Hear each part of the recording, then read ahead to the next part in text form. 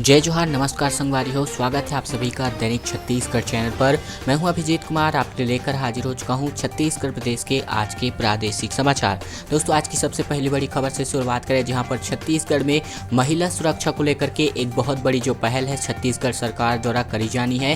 दरअसल छत्तीसगढ़ की बसों और टैक्सियों में पैनिक बटन जो है लगवाई जाएगी। सरकार इसे लगवाने वाली है और साथ ही साथ इसे दबाने पर मदद के लिए तुरंत जो पुलिस है वो यहाँ पर पहुँचने वाली है। दरअसल छत्तीसगढ़ में परिवहन विभाग यात्री बसों, टैक्सियों और ऑटो रिक्शा में पैनिक बटन लगाने की तैयारी में है। प्रभारी मुख्य सचिव सुब्रत साहू की अध्यक्षता में सोमवार को हुई राज्य स्तरीय सशक्त समिति ने विभाग के इस प्रस्ताव को मंजूरी दे दी है और बताया जा रहा है कि कुछ महीनों में इस पर जो है काम पूरी तरीके से शुरू होने वाला है।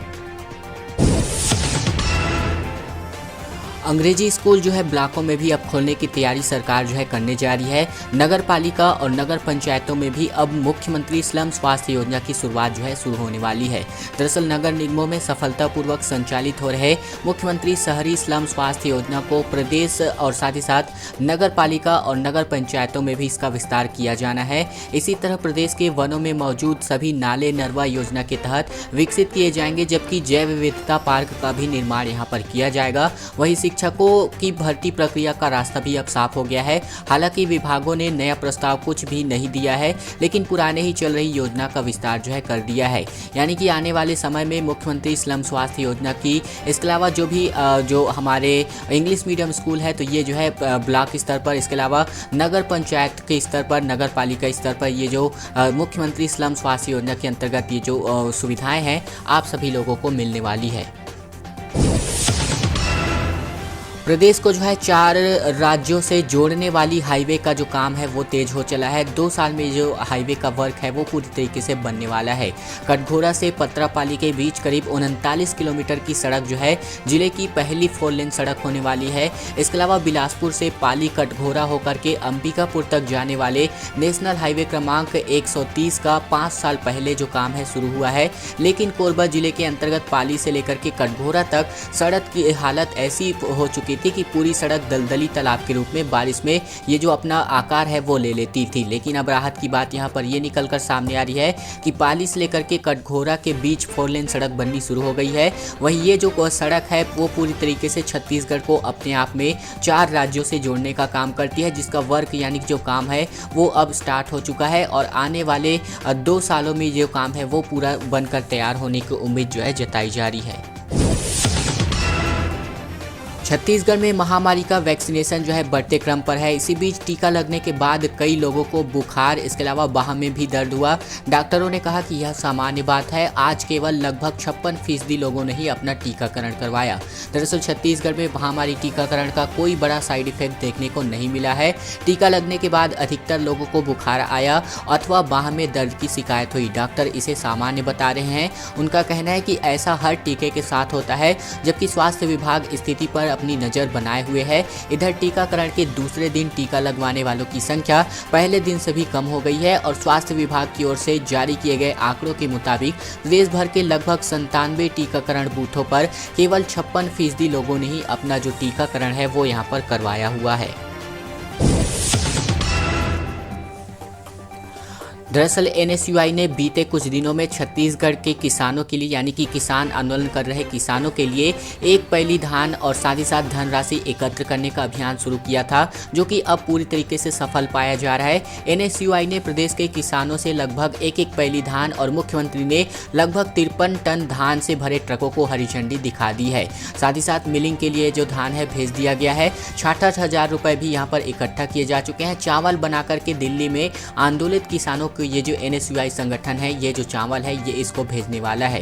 मुख्यमंत्री भूपेश बघेल ने अपने निवास स्थित यानी कि रायपुर स्थित निवास से दिल्ली में आंदोलन कर रहे किसानों की सहायता के लिए 53 टन जो धान भरे हुए ट्रक हैं उनको हरी झंडी दिखा करके रवाना किया है। एनएसयूआई कार्यकर्ताओं ने 1 रुपये और एक पहली धान अभियान के तहत यह अनाज इकट्ठा किया था और इस अनाज का इस्तेमाल दिल्ली के किसान आंदोलन में चल रहे लंगर के रूप में किया जाना है।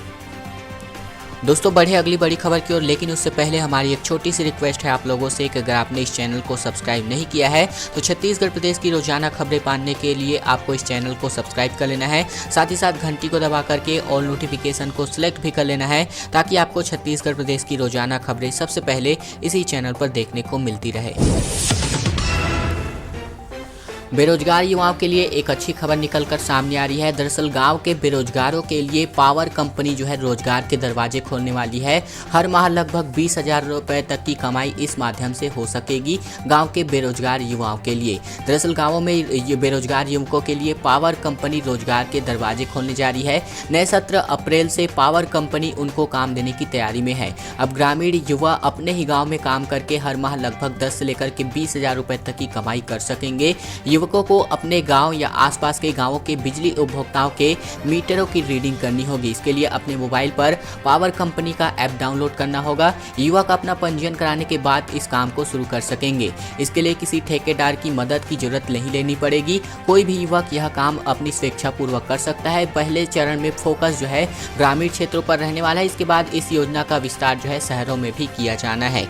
यानी कि इस योजना के जैसे ही अच्छी तरीके से ये जो योजना है कार्य योजना चलती है तो इसका कार्य विस्तार जो है यहाँ पर शहरों में भी किया जाना है। एनआईए की नोटिस पर राजनीति जो है गर्मा चुकी है। दरअसल छत्तीसगढ़ के सीएम का कहना है कि विरोध को बदनाम करने की कोशिश लगातार बीजेपी करती आ रही है। इस बार सामने किसान है, वे लोग डरने वाले नहीं हैं। कृषि कानूनों के खिलाफ किसान के आंदोलन पर जो है मुख्यमंत्री बोल रहे थे। इसके अलावा कांग्रेस की ओर से आंदोलनकारी किसानों के लिए ये जो सामग्री है भेजी जा रही है। दरअसल केंद्र सरकार ने कृषि संबंधित कानूनों के विरोध में दिल्ली की सीमाओं पर चल रहे किसान आंदोलन से जुड़े नेताओं को नेशनल इन्वेस्टिगेशन एजेंसी यानी कि एनआईए के द्वारा नोटिस से केंद्र सरकार पर राजनीतिक हमला तेज हो गया है। छत्तीसगढ़ के मुख्यमंत्री बघेल का कहना है कि जब भी कहीं विरोध होता है तो भाजपा उसे बदनाम करने की कोशिश लगातार करती है, लेकिन इस बार किसान सामने हैं, वे डरने वाले नहीं हैं। मुख्यमंत्री निवास में संवाददाताओं से चर्चा में सीएम बघेल ने कहा कि किसानों ने विरोध किया तो बीजेपी ने उन्हें कभी पाकिस्तानी कहा तो कभी खालिस्तानी। बीजेपी नेताओं ने यहाँ तक का आरोप लगाया कि किसान बिचौलिए के दलाल है। मुख्यमंत्री बघेल ने कहा कि किसानों को दबाने के लिए बीजेपी के तमाम प्रयासों के बावजूद किसान न डरेंगे, न दबेंगे और न ही पीछे हटेंगे। निगम मंडलों में नियुक्ति की जो रणनीति है बदल दी गई है। पुरानी सूची के नामों पर यह जो पेच है फिलहाल खत्म होता हुआ नहीं दिखाई दे रहा है। दरअसल छत्तीसगढ़ में नगर निगम मंडलों की तीसरी नियुक्ति सूची जारी करने को लेकर के नामों पर सहमति फिलहाल नहीं बन पाई है और साथ ही साथ मुख्यमंत्री अब स्वयं संभागीय दौरा करके संघर्ष के साथ ही रहे कांग्रेसी कार्यकर्ताओं को इसमें लेने के लिए सहमति बनाने में लगे हुए हैं। समन्वय समिति में जो नाम मंत्रियों और वरिष्ठ कांग्रेसी नेताओं द्वारा दिए गए हैं उस सूची में शामिल नामों पर पेच खत्म नहीं होने पर नए सिरे से जो सूची है ये यहाँ पर बनाई जानी है और आखिरकार अंतिम चरण में जो निगम मंडलों में नियुक्तियां हैं वो यहाँ पर कांग्रेसी का करने जा रही है। असम दौरे पर सीएम भूपेश बघेल पहुंच चुके हैं। इनका कहना है कि अर्नब के व्हाट्सएप चैट की निष्पक्ष जांच करी जाए। दरअसल मुख्यमंत्री बघेल ने अर्नब गोस्वामी के बालाकोट एयर स्ट्राइक की जानकारी को लेकर के व्हाट्सएप चैट के खुलासे के आधार पर गंभीर सवाल उठाए हैं। मुख्यमंत्री का कहना है कि यह देश की सुरक्षा के लिए बहुत खतरनाक मामला है। इस मामले में रक्षा मंत्री को स्पष्टीकरण देना चाहिए कि बालाकोट एयर स्ट्राइक की सूचना गोस्वामी तक आखिरकार कैसे पहुंची। उन्होंने पूरे मामले की जांच सर्वोच्च न्यायालय के मौजूदा जज से करवाने की मांग की है। मुख्यमंत्री बघेल 2 दिवसीय असम दौरे पर रवाना होने से पहले पत्रकारों से चर्चा करते हुए ये जो बातें हैं कहते हुए नजर आए हैं। बर्ड फ्लू का जो प्रकोप है वो यहाँ पर अब बस्तर पहुँच चुका है। बस्तर के दंतेवाड़ा में 4 दिन पहले ये जो मरा हुआ कौवा था मिला हुआ था जिसकी रिपोर्ट अब पॉजिटिव बताई जा रही है। बालोद में पक्षियों को नष्ट करने का काम लगातार जारी है। इसी बीच बचेली के वार्ड 16 में ये जो 14 जनवरी को कौवा है मरा हुआ पाया गया था जो कि अब पॉजिटिव पाया गया है। 1 किलोमीटर के क्षेत्र को सील कर दिया गया है। इसके अलावा इलाके में अलर्ट कर दिया गया है। दंतेवाड़ा से भेजी गई टीम ने क्षेत्र के आसपास के पोल्ट्री फार्म की भी जाँच कर ली है। इसके अलावा बर्ड फ्लू ने अब छत्तीसगढ़ के बस्तर में दस्तक दे दी है। दंतेवाड़ा के बचेली में मृत मिले कौवे की रिपोर्ट पॉजिटिव आ गई है। साथ ही साथ आपको बता दें कि पूरे 1 किलोमीटर के आसपास की त्रिज्या को पूरी तरीके से सील कर दिया गया है और ये जो वायरस है रिपोर्ट में कौवे में H5N8 इन्फ्लुएंजा वायरस के कण जो है पाए गए हैं। डॉक्टर रमन सिंह का कहना है कि 2.5 साल बाद हिसाब बराबर कर लेंगे। दरअसल काम की गति धीमी, इसके अलावा नाराज जो है पूर्व सीएम यहाँ पर नजर आए हैं। दफ्तरों की शिफ्टिंग करने पर ये जो पूर्व सीएम है विफर चुके हैं। अपने विधानसभा क्षेत्र में चल रहे विकास कार्यों का रविवार को पूर्व मुख्यमंत्री व विधायक डॉक्टर रमन सिंह ने जायजा लिया। उन्होंने अफसरों से कहा कि अधूरे कामों को जल्द से जल्द पूरा करें, साथ ही निर्माण कार्यों में गुणवत्ता का ध्यान रखा जाए। इनमें से ज्यादातर काम उनके मुख्यमंत्री रहने के दौरान के हैं। सरकार बदलने के बाद कई निर्माण कार्यों में की गति जो है धीमी हो गई है। इस वजह से उन्होंने अफसरों पर नाराजगी जताई। देर शाम उन्होंने प्रेस वार्ता करके कहा कि कांग्रेस सरकार के 2 साल बीत गए हैं, 2.5 साल बाद सब हिसाब किताब बराबर कर लेंगे। जिन दफ्तरों को इस सरकार ने दुर्ग शिफ्ट कर दिया है उन्हें भी राजनांदगांव वापस लाने का काम किया जाएगा। पूर्व मुख्यमंत्री का बयान निकलकर सामने आया है। सीकासार बांध का नाम जो है आप लोगों ने जरूर से सुना ही होगा। दरअसल 7 मेगावाट बिजली, 2 जिलों की सिंचाई और टाइगर फिश की विशेषता के साथ अगला टूरिस्ट पॉइंट जो है सीकासार बांध जल्द ही आप लोगों के सामने प्रस्तुत होने वाला है। 2 विशालकाय पहाड़ों के बीच सीकासार बांध में जमा जो पानी है मनोरम छटा बिखेरता है। 1977 में इस परियोजना को 5 करोड़ की लागत से तैयार किया गया था। यही वजह है कि यहाँ दूर दूर से जो लोग हैं दर्शन करने के लिए आते हैं, टूरिस्ट के तौर पर आते हैं। VIP टूरिस्ट की जो है पहली पसंद है। इस बांध के 4 फायदे हैं। पहला, 2 जिलों की सिंचाई होती है। दूसरा, 7 मेगावाट बिजली पैदा होती है। तीसरा, टूरिस्ट पॉइंट के लिए यह जो टूरिस्ट पर्यटक के लिए यह जो पॉइंट है तैयार किया जा रहा है। इसके अलावा चौथा, यहाँ पर एक खास विशेषता जो है टाइगर फिश की है। यानी कि आपको बताते चले तो ये छत्तीसगढ़ को एक नया जो टूरिस्ट पॉइंट है सीकासार बांध के रूप में आप सभी को देखने को मिल सकता है। सड़क सुरक्षा माह जो है पुलिस अधिकारियों द्वारा मनाया जा रहा है। पुलिस डिपार्टमेंट द्वारा यह जो सड़क सुरक्षा माह है मनाया जा रहा है। जिसके अलावा जल्दबाजी करने वालों पर दुर्ग SP ने जो है एक सलाह दी है कि 2 मिनट रुकने की नसीहत जो है दी है। इनका कहना है कि जान है तो जहान है।